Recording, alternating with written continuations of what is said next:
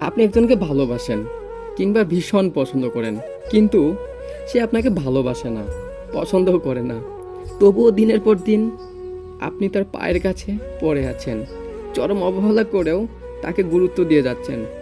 দিনের পর দিন অপমানিত হয়েও তার পাশে থাকার চেষ্টা করছেন, তার সাথে কথা বলার চেষ্টা করছেন, তার ভালো লাগা, তার মন্দ লাগা বিষয়গুলোকে খুব যত্নের সাথে খেয়াল রাখছেন, নিয়ম করে তার খোঁজ নিচ্ছেন, তার মনোযোগ পাবার চেষ্টা করছেন, তাকে আপনি ভীষণভাবে চান, তা বোঝানোর চেষ্টা করছেন। অথচ সে আপনাকে পাত্তাই দিচ্ছে না, আপনার দিকে ফিরেও তাকাচ্ছে না, আপনাকে দেখেও না দেখার ভান করে মুখ ফিরিয়ে নিচ্ছে, বিরক্তি প্রকাশ করছে। আপনি মেসেজ দিয়ে ঘন্টার পর ঘন্টা ফোনের দিকে তাকিয়ে থাকেন রিপ্লাই পাওয়ার আশায়, কিন্তু সেদিকে তার কোনো গুরুত্বই নেই।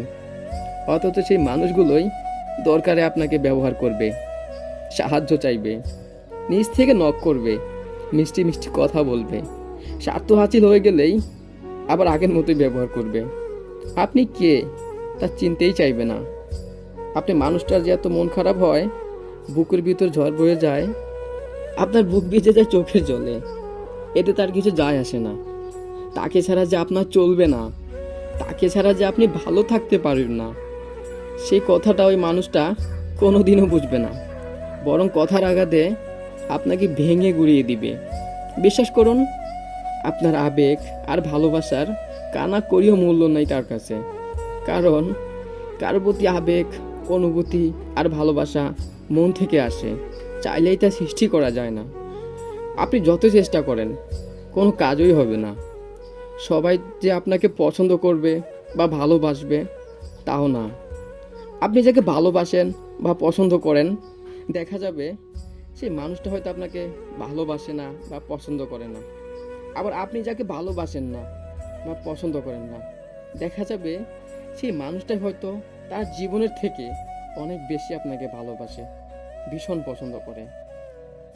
যে মানুষটা আপনাকে ভালোবাসে না বা পছন্দ করে না, আপনাকে বোঝে না, সেই মানুষটার কাছে আপনি দিনের পর দিন আপনার দুর্বলতা প্রকাশ করে নিজের আত্মসম্মানটা নষ্ট না করাই শ্রেয়।